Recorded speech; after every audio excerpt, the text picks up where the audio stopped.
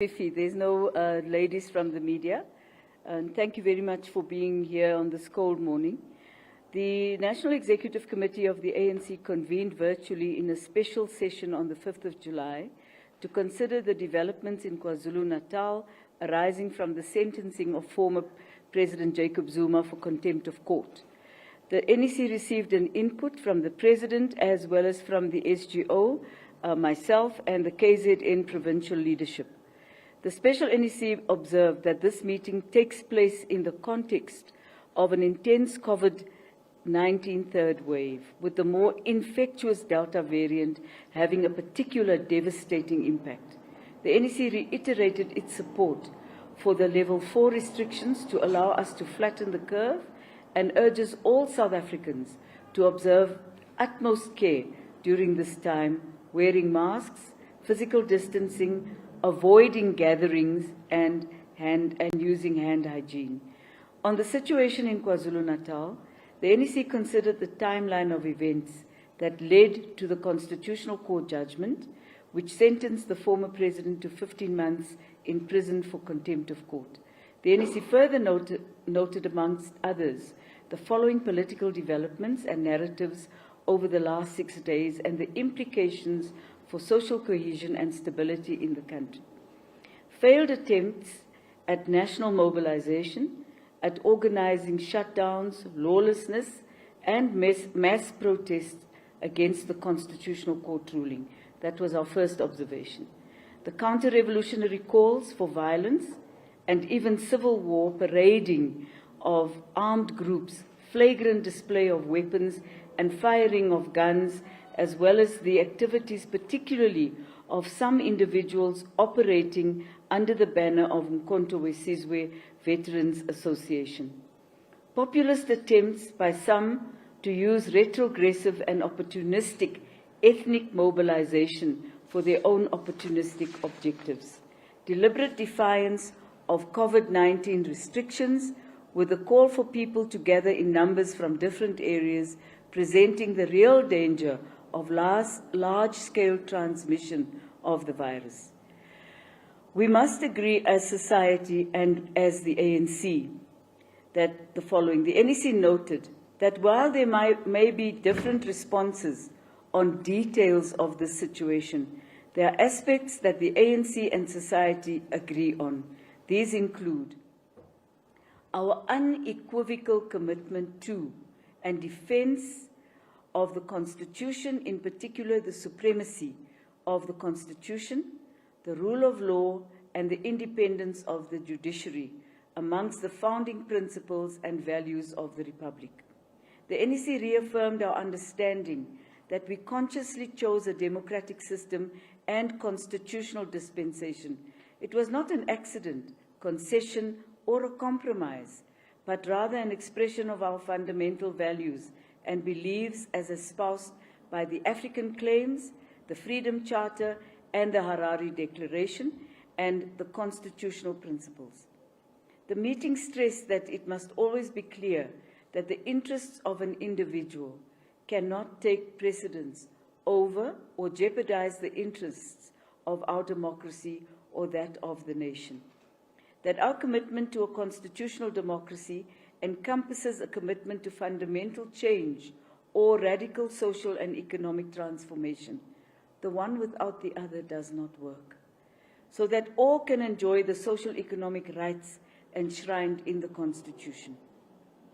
Reaffirmation of the provision in the Bill of Rights that everyone is equal before the law, has the right to equal protection and benefit of the law, and conversely that every person has an equal responsibility to respect and observe the law. The NEC hereby reaffirms that all our democratic institutions, including the judiciary and law enforcement agencies, shall always be defended from political attacks so that they do their work without fear, favor, prejudice. That any attempt to respond to legal and judicial matters through threats and acts of violence from any quarter is abhorrent and should not and will not be tolerated. That all South Africans, including ANC members and leaders, have a responsibility to protect themselves and others against COVID-19. and to observe the measures put in place to fight the spread of COVID-19, no one is exempted from complying with the regulations and restrictions. That the South African nation is founded on the principle of unity in diversity, and the sustenance of our democracy requires that we constantly ensure the assertion of the values of non-racialism and rejection of any manifestation of ethnic chauvinism. That the Commission of Inquiry on State Capture should be supported, and all individuals who have been invited to appear, including members and leaders of the ANC, should cooperate with the Commission. That the South African Police Services, and especially those deployed at Nkandla this past weekend, managed the volatile situation as best as they could, avoiding a situation in which deliberate acts of provocation may have resulted in bloodshed, using human shields. That call was made. The SAPS must, in carrying out its public order responsibilities in all circumstances, use restraint and prevent unnecessary loss of life. That the former president is still exploring various legal options, including to the Constitutional Court. The ANC will do the following. The NEC stated clearly that the current situation in KwaZulu-Natal does not represent a popular uprising, but has been engineered from within the ranks of the ANC. The NEC must and will ensure that it manages this situation in a manner consistent with our mandate of renewal and unity. In this regard, the NEC took the following decisions. To reassert our fundamental commitment to the thoroughgoing renewal of the ANC with the aim of reasserting our historical values, including revolutionary morality and discipline and selfless service to our people. Reaffirm support for the leadership of the ANC in KwaZulu-Natal and instruct those from our ranks who are trying to undermine this leadership to desist from trying to divide the ANC in the province and nationally. Reinforce the KZN PEC by strengthening the team of NEC deployees to the province. Ratify the NWC decision for the immediate disbandment of MKMVA and the MK Council, and confirm the establishment of the MK Veterans Unity Conference Preparatory Committee and the 60th Anniversary Committee. State unequivocally that the actions of sections and individuals of MKMVA in the year that we are due to celebrate 60 years of Umkhonto we Sizwe, which as a liberation army prided itself on its discipline, is a shameful blight on this proud history. The threat of violence aimed at undermining our democracy and its core institutions is counter-revolutionary, akin to similar displays and acts by extreme right-wing elements.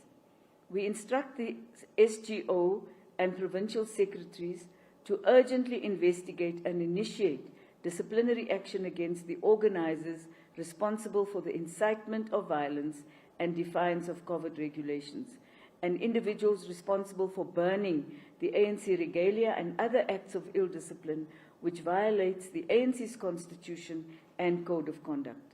The NEC calls on all its structures, leaders and members to ensure that we remain focused on the key tasks confronting the nation today, in particular, the fight against COVID-19, economic recovery and reconstruction with a focus on job creation, social support to mitigate the impact of COVID-19, strengthening local government, improving the provision of basic services, and preparing for local government elections. Organizational renewal and unity, which in the immediate term includes completing the candidate selection process, convening of BBGMs, and regional conferences, as well as regular political engagement with structures. The NEC will in the coming days, brief and engage with all its structures across the country on these decisions. Thank you very much. Thank you very much, DSG. We have got a WhatsApp line. Amos, you can share if we've got questions coming on the WhatsApp line. because that's the only way then we can reach them out to the DSG. And then there are also members of the media here. Maybe we should give the ones that are here first preference, and then from there we'll go to the WhatsApp line. Sure. Gavin, is it Paladi? Pilani, ne? And Ndebo. Okay, in that order. Thank you, Jessie. Governor here from ENCA. Are you specifically only taking disciplinary action against people who organized the rally there, or are you taking action against people for what they have said on the stage? I'm specifically asking about the suspended Secretary General. Do you view that as a matter which requires the ANC to take disciplinary action against him? Mr. Duarte, did the NEC call on the President to accept the outcome of the Constitutional Court application next Tuesday and report to serve his 15 months, if that is what the outcome is? And then there appears to be a public impression that the former president is pursuing the court challenge but doesn't want to go to jail. I just want to get the ANC's view on this. Are you seeking any sort of political solution, or do you believe that if the time comes, South Africans should prepare to see their former president going to jail? Thank you. Okay. Are you covered? Okay. Dem. Okay. Yeah, with the SABC. I just want to know if the ANC or the NEC had engaged with the former president following what happened outside his home in KZN. And secondly, I just want to know again, there's been accusation that it seems the NEC is out to disband all the structures. For instance, the MKMVA, the structures that are seen not to be, maybe not in disagreement with the NEC, but the structures that are seen to be supporting the former president. It seems everyone who seems to be supporting the former president, the structures, MKMVA, the provincial structures, the regional structures that seem to support the former president are being disbanded. Is that the case? And maybe my last question would be the events or the activities that played themselves outside Ghana seems to suggest that there are serious divisions within the ANC, and that on its own posing threat to the renewal project that the NEC, the current NEC, seems to be pursuing. As the NEC, are you convinced that indeed the renewal and the unity project is on course under all this that is happening? You're covered. Okay, the two questions we have, there are only two on the WhatsApp line. The one is from Karen Duplessis, freelance journalist. She says, in terms of the ANC's 2017 Nasrec resolutions, does the former president conviction mean he must step aside as an ex-officio NEC member? There's another one from Thando Mayeko of Business Day. Was former President Zuma present at the NEC meeting? If so, did he make any representation to the leadership? Thanks, DSG. Thank you very much. Let me start with Gavin first. Are we taking action against organizers only, or those who made comments on the stage? With regard to the comments made by the Secretary General of the ANC, what we're doing this morning is trying to understand. We will be asking him to explain himself, basically. There were two versions. One version was a newspaper version, which was clearly incorrect. The second version was what we ourselves heard, is the Secretary General calling on those structures who are going to be disbanded for any reason to disobey. I'm not using the exact word that he used, but to disobey the leadership. Let me just say about that. Firstly, there's no structure in the ANC that is disbanded because it is against any individual or in favor of any individual. Structures in the ANC at the moment are undergoing a process of renewing their mandate. So branches whose mandate has expired are in the process of holding branch meetings to elect new leadership. Similarly, there are regions whose mandate have expired who are in the process of doing the same. They make that decision on their own. So how would a branch general meeting take place to elect a new leadership? The secretary of the branch would convene the meeting. We have no say in it. We have no way of giving it any kind of influence or direction. The province provides dates, and the secretary and the province agree that the BBGM to elect a new leadership takes place on a date X, and that happens. There's absolutely no discussion in that process about who that branch supports or does not support. So I would say that that is rather a far-fetched notion because it's not true, and it's actually trying to create an atmosphere which we've understood to be part of the general atmosphere of creating discord amongst certain members of the ANC. Secondly, a region that has to go to a conference and is due to go to a conference for the same reason. The regional secretary advises that we are almost a year out of our mandate. Some of them are 2 years out of their mandate because of COVID couldn't go.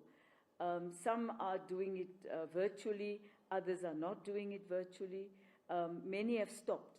And as you know, we paused all actions when the current level 4 was announced.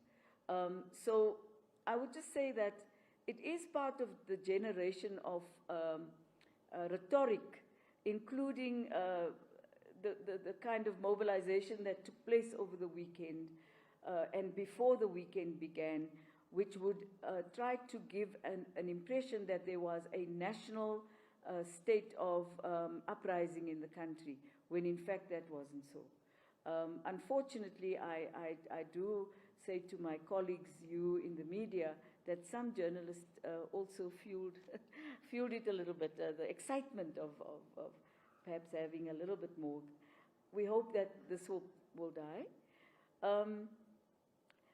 No one wants to go to jail, Gavin. I don't think there's any person in the world I'm aware of that is willingly going to accept a jail term. I think that President Zuma is exploring every legal avenue that is available to reduce or to remove the custodial the custodial sentence that has been put on him. And I think that in the view of the ANC, and we've said so in our statement, we respect the rule of law. We believe that the judiciary must be left to make its own decisions. I know there's a lot of talk out there about the judiciary being influenced this way and that way. We don't believe we have any say in how the judiciary will make a finding. We would hope that Comrade Zuma's court application will be successful, and that's really all we can say at this stage. Have we engaged Comrade Zuma about what happened outside of Nkandla? Not yet. We haven't. Although, let me say that there is an intention, and as we say in our statement, to engage with the former president, to have discussions with him. We have selected a group of NEC members who are going to work with the PEC and the current NEC deployees, very senior members of the ANC, who will on an ongoing basis be having talks with Comrade Zuma. And this is very important. Comrade Zuma is an elder of our organization. We love him, we respect him, and there's no reason for us not to continue to engage with him. Did we, okay, then the divisions in the NEC, of course, yes. I think when any such event takes place, even the little one that took place outside Lutuli House on Saturday with a group calling themselves Gauteng RET Forces, there were 28 people. There is a difference of opinion raging in the ANC right now. And the difference of opinion is based on, in my humble view, what is being misconstrued, which is a genuine ANC resolution. The ANC resolution, if one explains it to people, we have no choice but to embark on a process of radically transforming the structure of our economy. But at the same time, you cannot radically restructure the economy without social reconstruction of what is taking place on the ground in our country. And the two are inextricably bound together. And when we will be, over the next weekend, exploring and expanding on the policies of the ANC vis-à-vis economic recovery, it is precisely at the core of our economic recovery plan that we must have an economy that works for all the people of South Africa. You can't have an economy that is one-sided. Our economy has not grown for a while. And it's not just about 2008. It is it's been a long-moving trajectory of limited growth for various factors. And I think at another meeting with yourselves, we'd be very happy for Enoch Godongwani to come and explain where we're going and the direction we're taking. But having said that, we cannot not restructure the structure of the economy of South Africa and eradicate poverty and lift our people out of poverty.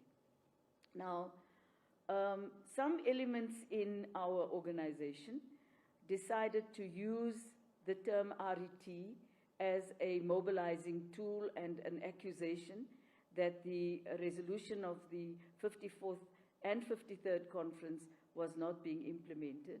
And they've mobilized a whole range of young people, but they don't sit down and explain to the young people what is in fact happening to try to restructure the economy. So there's no content except the slogan. It's worrisome. When you're talking to the youth in this country who are unemployed, who are poor, who are educated and poor, and educated and unemployed, we need all of us to be very clear what we say. The ANC's commitment is to undo and eradicate poverty, is to create sustainable jobs. But in the atmosphere of this COVID pandemic, jobs are difficult to come by, and we all understand that. Secondly, let me also say that, because you didn't ask the question, I'll answer a question you didn't ask. COVID-19 is real. And there are many skeptics out there who are now beginning to say that COVID-19 is part of a conspiracy. You will only understand when you lose 3 or 4 members of your family in the same year that COVID-19 is real. You will only really understand how real COVID-19 is when an entire family is in hospital, sharing beds one next to the other, not listening to each other, not being able to breathe. Then you will really understand how real COVID-19 is. So for the skeptics out there, you have the right to your opinion, but what you don't have the right to do is to push it down all our throats, your opinion down all our throats when we are sitting and watching death happen in our families. Some of us have been personally affected. So this is not a, we take it very seriously when people organize events and there's no mask. When people organize events and there's no social distancing. And the theory that is pronounced is that COVID-19 is part of a conspiracy. All we can do is ask that our people in this country observe the restrictions. They are going to be around for a while. Comrade Zuma is an ex-officio member of the ANC. He has not been asked to step aside. And we will leave it at that for now. And thank you for the question. Thanks, DSG. We've got quite a few on our WhatsApp line. I hope they're from journalists and not Yes, from... yes, no, they are not there from road journalists. There's one from Tidi Madia, Eyewitness News. Can we get an update on what the presenter has found regarding the suspended Secretary General Ace Magashule, Tony Nguyen and Carl Niaus? Has a decision been made regarding disciplinary charges? The next one is from Lizega Tandwa, Mail and Guardian. DSG, was it prudent for the NEC to postpone its meeting this past weekend, given that this was a matter of the state? Can we share what was the outcome of former President Zuma's talks with the KZN leadership? Did the NEC discuss the statement by the SG in Nkandla, where he called for a rebellion, or will this form part of the investigation? Swungalwa from Newsroom Africa asks, the NEC stated clearly that the current situation in KwaZulu-Natal does not represent a popular uprising, but has been engineered from within the ranks of the ANC. Does the party know who is involved? And if so, what action will the party take? Jan Vilange of Rapport, former President Jacob Zuma refused to say during his press briefing on Sunday that he will abide by future decisions of the Constitutional Court. His present actions in court and outside suggest that he will not do that if the court confirms its earlier sentence of a jail term for contempt of court. Why isn't the NEC initiating disciplinary steps against him? Khaogelo Magolego from UFM. Other than violation of COVID-19 protocols, which the state should be dealing with, does the ANC believe some of the leaders involved in the Nkandla gathering to misconducting themselves, either by organizing the gathering, speeches there? Is the party considering any disciplinary action against anyone, in particular the likes of the former president himself, the suspended Secretary General and Carl Niaus, since they are leading figures? Good morning, this is Bongani Tlina from Gagasi FM. I would want to ask the DSG whether the NEC members that were deployed in KZN did meet the former president, JZN, what was the outcome? What is the party's take on President Zuma's blaming his prosecution to internal political factions? Also, has the organization come out with strategies of campaigning for local government elections amid the COVID-19 regulations and restrictions that prohibit meetings? Tando Mayeko from Business Day. Other NEC members were on stage on Sunday in Nkandla and openly supported the former president. Will they also be made to explain their actions to the leadership of the party? Luca Nyotalata, ETV News. Is the ANC at all concerned by the levels of ill discipline that's displayed by members, including leaders such as the Secretary General Ace Magashule? Tace Iba from Platinum Northwest TV and Free State Central News. Is the ANC NWC going to discuss the allegations of firing the Northwest Premier, Job Mohoro, anytime soon? I'm worried, DSG, we did not even talk about this. No, but I think you're also taking questions that are repeating other questions. And Platinum FM, first I've heard of them. Yeah, okay. yeah. No, I don't want them to think that we're closing them out. Thank you. No, thanks. I'll try my best. If I've missed something, you'll help me. Okay. We never discuss who we will take to a disciplinary action with yourselves as the media. You know that. And we're not going to start doing so now. It's not really, that's an internal matter. And it will be dealt with internally as it should be. The people have rights. The ANC has rights to prevent people from being ill-disciplined by using its rules. And the people who are ill-disciplined also have a right to explain themselves in a manner that is not colored in any way or where there's a creation of a extra, in the old days we used to say embroidery, where somebody's embroidering onto something that does not exist. So our DC platform is a very honest platform where a charge is put, a person is given 2 weeks to explain why they should not be charged. The charges are then given back to the person.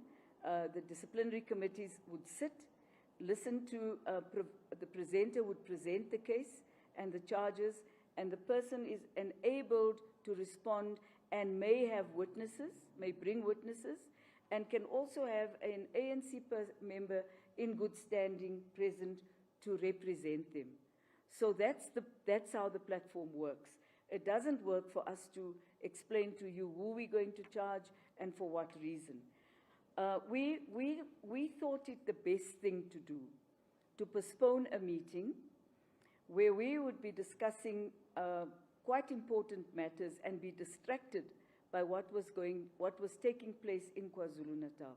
Furthermore, once we heard that people were being moved from Port Elizabeth in Gqeberha, I'm learning, in the Main, I'm learning, and also from Mpumalanga, from the Free State and other parts, small groups of people being brought to Nkandla, we thought that it would need a hands-on approach. And indeed, as the President said, you were in our meeting. I don't think we need to pretend anymore with one another.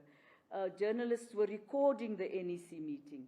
You had your own sources there recording verbatim what the President said. So, you know, the President in his opening remarks said that he himself had to be hands-on, and he was hands-on. We in the SGO had to be hands-on, and we were hands-on. The people who were outside there, and although this was a matter for the state, as you say, it was also a matter for the ANC. Those are our members out there. And we needed to take some responsibility to make sure that there was no bloodshed. When words such as human shields were used, we sat up and we took note. Those are words that are used by terrorists internationally. Human shields. It's a worrisome thing when words like that is used. We sat up and took note, and we wanted to make sure that we talked to ANC members so that we prevent any bloodshed. Because who would have died there if there was an exchange between the police and those people in the crowd with firearms? Would have been women and children, actually. So we had to take some responsibility, and that is why the NEC meeting had to be postponed. Yes, there are NEC members who publicly spoke to you. I think somebody spoke to one of the newspapers this morning and expressed her concern about the NEC having been postponed. We accept that. But the fact of the matter is, we had to take responsibility.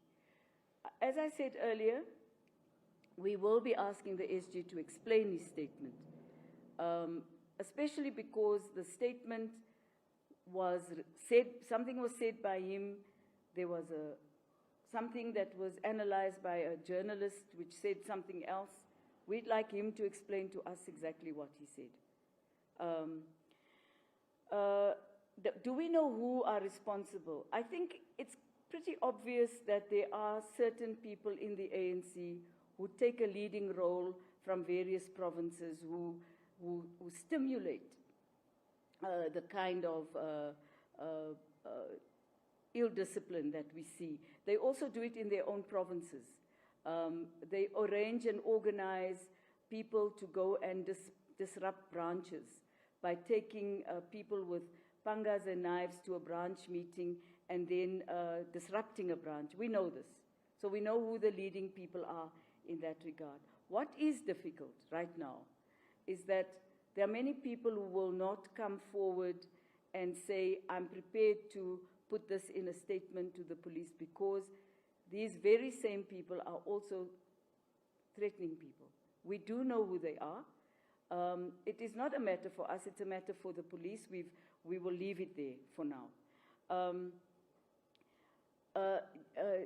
Jan from Rapport, the ANC stands firmly behind the rule of law, the independence of the judiciary, and we have nothing to say at all about how the judiciary will react to the current application by Comrade Zuma. We would only wish that it would go well for him. Then University of Free, UFM, I've already spoken about DC. Did the NEC members meet with Comrade JZ in KZN? I'm aware that NEC member Lindy Sisulu and also Tony Yengeni was in a meeting with Comrade Zuma. We don't have a report about what was discussed, so I can't share that with you. In terms of local government elections, we can't do any electioneering under level 4. It's not possible for us to do electioneering under level 4 because our style of reaching out to voters is very direct. Door to door, explaining our memorandum to people. It's important that we do. People must be able to make a choice that is informed. And so you do need to explain to people what is in your memorandum, accept their criticism and accept their praise. Sometimes people do praise us. Actually, they do. So what we're doing is we have made a submission to the Moseneke inquiry, in which we have said that if we cannot have the elections on the 27th of August, as has been announced, but not promulgated, then we would ask that they look for between 1 and 6 months for the election to be postponed, but taking into account the constitutional imperatives that guide elections. As you know, the Constitution limits us to elections to take place 90 days after the last election. We've already passed that point. We will have passed that point. And if we are to have a further postponement, it would require a 2/3 majority in the Parliament and a constitutional amendment. We're not keen that there should be a constitutional amendment for a short-term problem.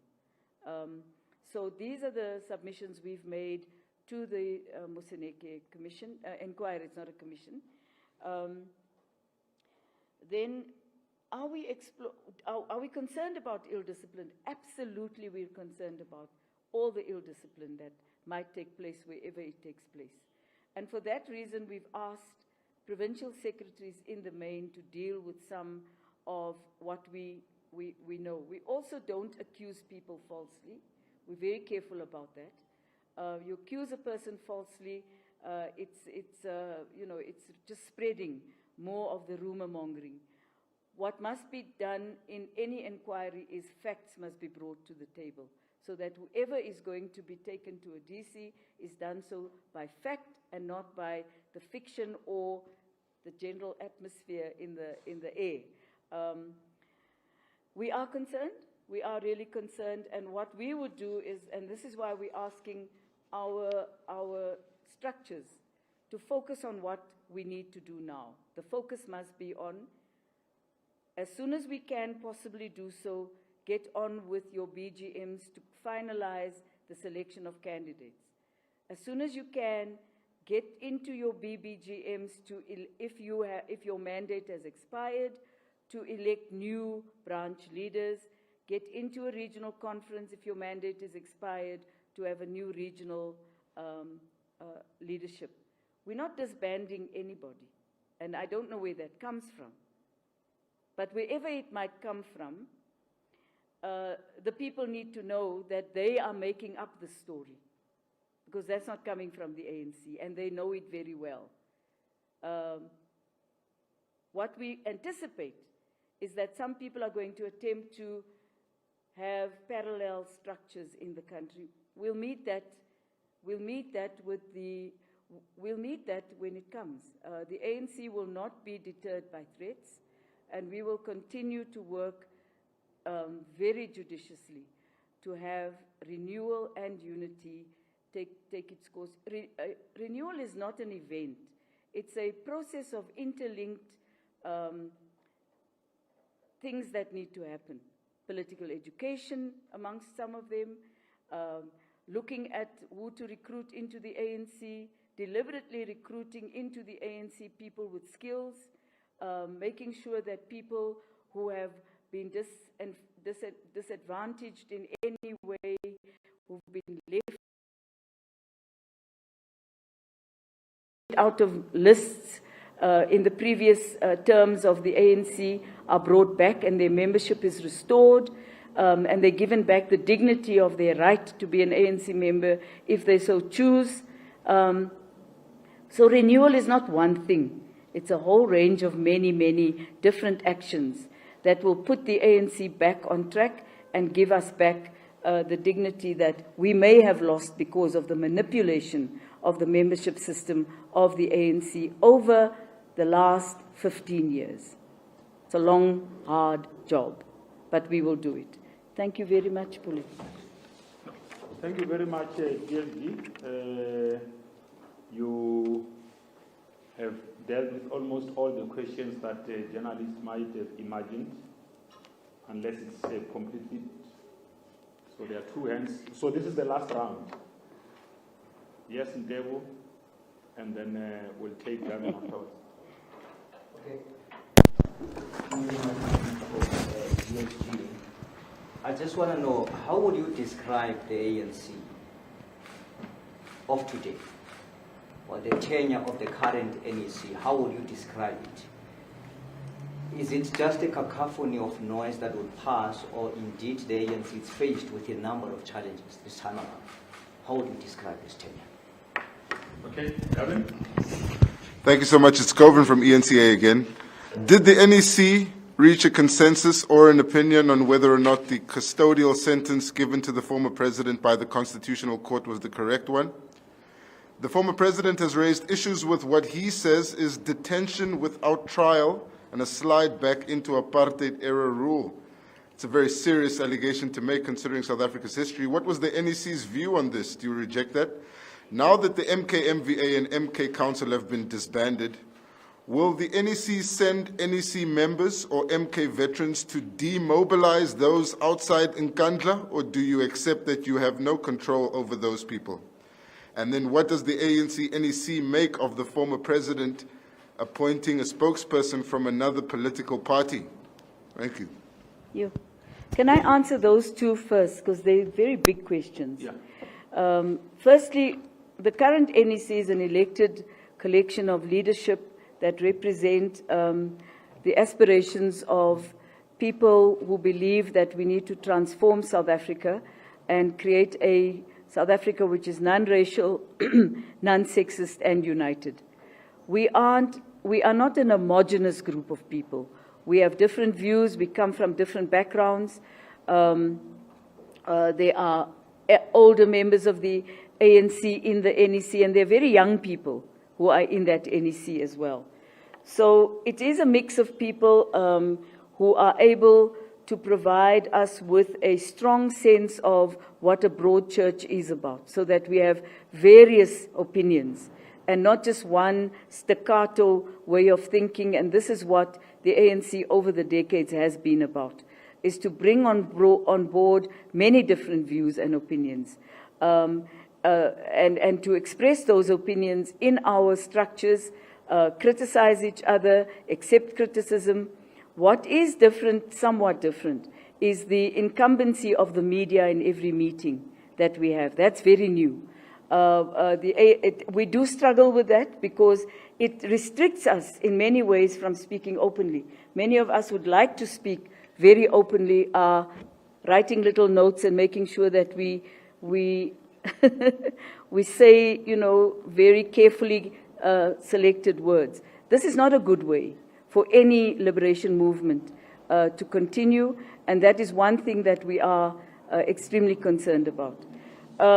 Did we discuss the custodial sentence? The ANC is not going to enter into the question of custodial, non-custodial. That is entirely between Comrade Zuma, his legal team, and the state.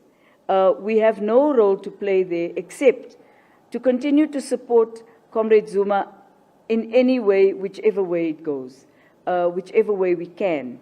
Are we not able to control the people outside Nkandla?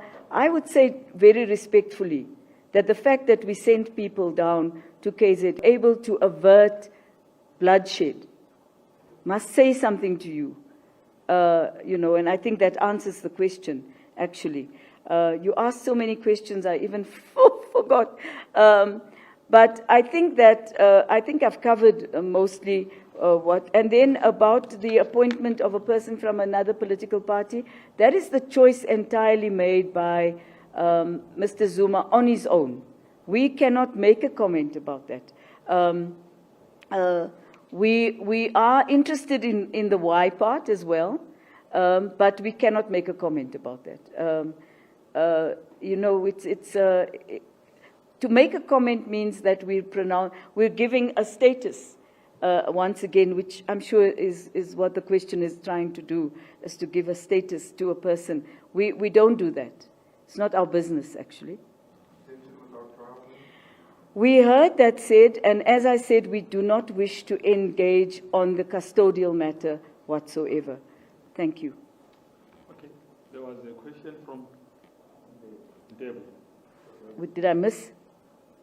Yeah, it wasn't really, maybe, I don't think you understood the question here. What I was asking, I mean, looking at the challenge that the ANC is facing now, would you say, for the first time in the history of the ANC post-1994, is this the trying time for the NEC, or is this the worst time for the NEC? How would you describe it? You know, there's no worse time. Let me say, look, in the history of the ANC, there have been very bad times. There were many times in the 60s that were difficult. I don't want to go into all of those. It is a difficult time, and no one is denying that. What we're saying is that difficult times have been had before, and we've been able to emerge out of them because we sit down and we discuss.